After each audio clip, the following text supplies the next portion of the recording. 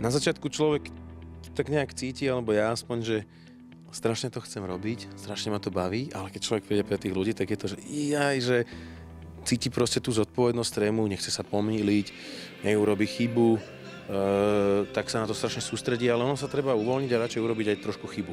Ja už som prešiel na takúto taktiku, že radšej byť uvoľnený, užiť si to a keď sa pomýli, tak to aj priznať tým ľuďom, tak nie sme predsa stroje a raz za dlhý čas sa môže niečo stať. No tak aspoň vedia, že to je naživo a že to nebolo pustené z nejakého CDčka. Takže toto sa zmenilo určite, že viac si to užívam, vyslovene sa teším. Tak tá energia, tá inšpirácia je všade okolo nás. Tú energiu vlastne čerpám priamo na tom koncerte. Keď sa podarí, keď je dobrý, tak už minule sa mi stalo, lebo minule už som bol veľmi unavený, keď som prišiel na český koncert a už som si tak sebe dával otázku, že čo im vlastne chceš odozdať, všetci chcú energiu, všetko. Ale on to je také čarovné, že vlastne človek zahrá tie prvé tóny a už proste je v akcii, už není čas mysleť na to, že chýba energia. A na konci som dopadol tak, že vlastne som nevedel ani zaspať, lebo tí ľudia ma nabili úžasnou energiou. A to je celý zmysel a celá pointa toho koncertovania. Tá inšpirácia, to je samozrejme tak, že musíme mať vždy uši otvorené a ona príde vo finále. Treba si všímať ten život okolo nás. Ja sa priznám, že ja milujem koncerty, keď ich hrám. To neznamená, že by som nechcel chodiť na koncerty ako divák. Chodím veľmi rád, aj sa človek vždy niečo naučí. Ale keď sa dá, tak vyhľadávam kľud, pokoj a trošku taký kontrast voči tomu hluku, ktorý my robíme vlastne celý život. Takže taký kontrast.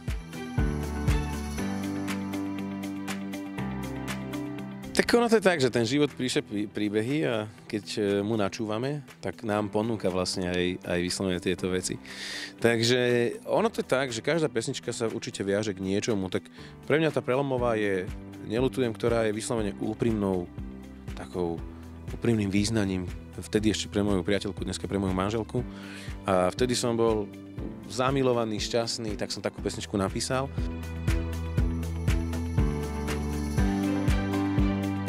Viete čo, ja teraz nechcem, aby to znelo, že sme nikdy nič neskúšali, ale ja od začiatku som túžil potom spievať v slovenčine, lebo ja som mal proste veľa tých slovenských obľúbených interpretov kapiel, takže mne to ani tak, prišlo mi to dosť nelogické, akože spievať po anglicky, aj keď veľakrát sa nám stane to, že je nejaký nápad a my to voláme svahilčina, lebo to není ani taká dobrá angličtina, to je len tak ako keby naznačuje melódiu, aby sme mali, keď je veľmi dobrý hudobný nápad, aby sme mali na čo robiť ten text, tak je dobré tam nejakú linku mať, ale tak nedá sa to spraviť, že hneď je aj text, niekedy sa to podarí, ale niekedy nie. Takže ja som vždycky chcel po slovensky spievať. Ja si myslím, že to je to čaro toho nášho. Tak Liptov je krásny, samozrejme patrí podľa mňa k najkrajším regiónom na Slovensku vôbec, ako celkovo. Tak plány sú veľké. Chcem, aby ma hudba bavila. To je alfa a omega, pretože človek stále hľadá nejakú inšpiráciu. Vždycky si dáva také nejaké malé výzvy, aby človek mal vždycky pred sebou nejaký nový level, že tak a teraz cítim, že musím zabrať, musím niečo urobiť preto, aby som išiel ďalej. A toto, aby sa nevytratilo z tej hudby, tá radosť a ten dôvod prísť znovu na pódium, cestovať za ľuďmi, tak už 20 rokov to bude, čo cestujem za ľuďmi a vždycky si myslím, že to malo význam.